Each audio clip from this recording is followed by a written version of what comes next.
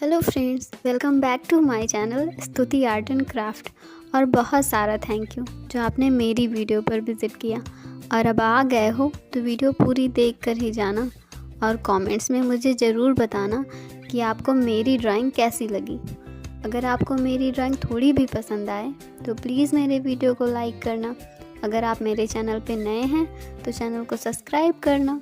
तो चलिए मिलते हैं वीडियो के लास्ट में।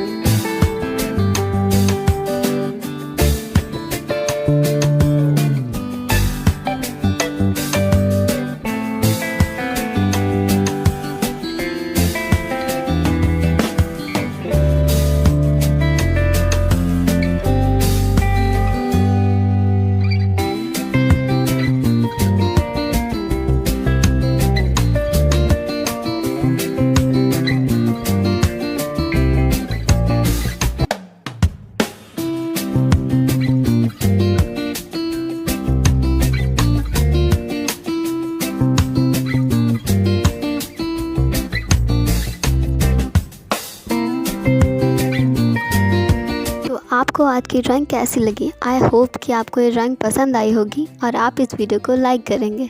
तो चलिए मिलते हैं कल एक नई वीडियो के साथ। तब तक के लिए बाय बाय।